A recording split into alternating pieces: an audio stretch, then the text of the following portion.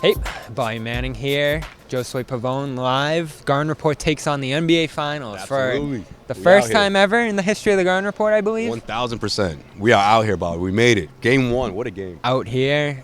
Celtics out here too, made their presence felt right away in this series. 120-108's the final. They win game one, steal back home court advantage, and make their mark on a national stage. And a number of guys stepped up in a big way, whether it's Derrick White, Al Horford, Huge. Jaylen Brown setting the tone in the fourth quarter, That's and my big three right Jayson there. Tatum's passing throughout, which I'm going to hit on. But we'll take that step by step. First quarter, Steph Curry raining, 6 threes. Celtics are playing under. Looked like they never had watched the Warriors play before, and maybe they didn't get a ton of film on them. Certainly the first two games between these teams weren't that valid. You had Richardson, Langford in the first game playing. You had a second game here where Steph Curry got hurt very early in that game. So none of those were really valid to what the Celtics were going to face here. And what was it? Stepping around screens, off-ball movement, and the Warriors shooting wide open threes. Yeah, it was too open. I mean, when you saw the looks that Steph Curry was getting, I'm like, oh, it's going to be one of those nights. Like, the Celtics had to make adjustments, and they did in the second half in a big way. You know, going into halftime with the lead, I just thought was impressive enough. They did put up a dud in that third quarter, but, man, resilience. The resiliency of this team, that's been the word that's been thrown around the locker room. And they showed it in a big way in that fourth quarter, man. Talk about the two leaders, too. Listen.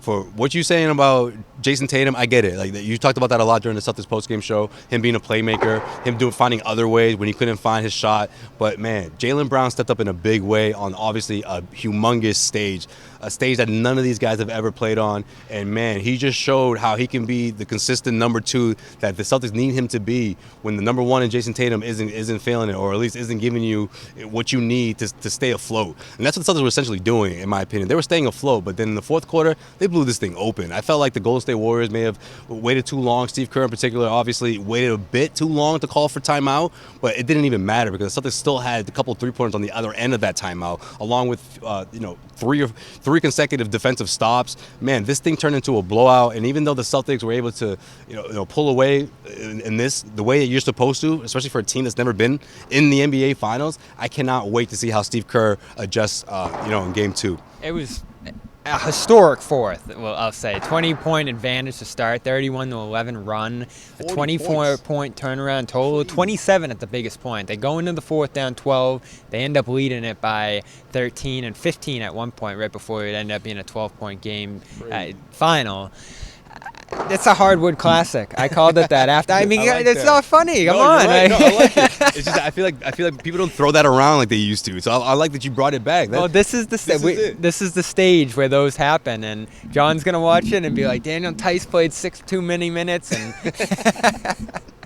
no, but the fourth quarter, so much stuff you can say there. Horford piling up stops. Yeah. Derrick White making himself available off the ball. Passing sequences from him, too, were huge. This team got back to those strings of 3-4 passes. And the process was good. In the third quarter, where the Warriors went on a little bit of run, Wiggins going off, Curry, Looney getting on the offensive glass. For the Celtics offense, I really felt like it was just a matter of missed shots. They were producing good shots throughout the night. And this offense, more than the defense, to bring it back to the first quarter when they were getting killed defensively, it was the Celtics offense that held them in it. Yeah, they just couldn't buy a shot, it felt like. But at the same time, though, they couldn't stop the bleeding when they needed to. Granted, it was down to 12. It felt like should have been down by like 20 going into the fourth quarter. I think the biggest deficit was 15. Yeah, exactly. That was the biggest deficit, but it felt like it was 20. But to go into the fourth with a 12-point, being down by 12, I was like, okay, well, Celtics have a shot here. But, man, they erased that deficit within 3 minutes. And that's, again, that's how explosive this offense can be, especially when they're playing defense at that level. And against this Golden State Warriors team, this isn't the same team that we saw a few years ago. The Splash Brothers aren't the same Splash Brothers they were a few years ago. However, the Celtics are going to make you pay. And look, the Golden State Warriors, they've shown how vulnerable they can be. We saw what they look like against the Memphis Grizzlies. We saw how many turnovers they can really, they can cough up the ball if you're efficient enough on defense. If you're continuing to apply pressure over and over again, they cough up the ball a lot. And that's exactly what the Celtics were able to do. 8 turnovers for the Warriors in the first half, 7 came in the second. That's where I'm going to go with the second.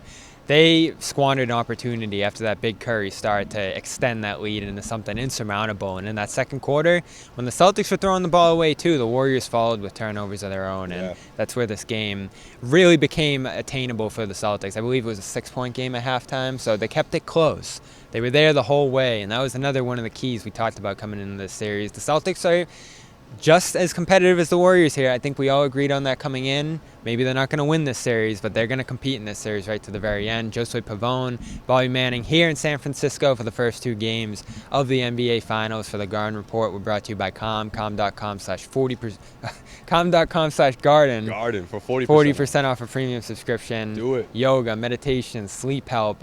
You're going to need some sleep to get through this series with the 9:15 starts. Especially us when we get back out to the East Coast. We'll be using Calm liberally, and you can get it for 40% off. It's such a great deal. We've been telling you about it. It helps your wellness, and this series will get stressful at some point. It was all good tonight. The Warriors aren't done yet. They got more to say. So we'll have coverage of it throughout, how the Warriors bounce back. We got to do another Al Horford segment, so go check that out at Celtics All Access CLNS Media, and more coverage on clnsmedia.com.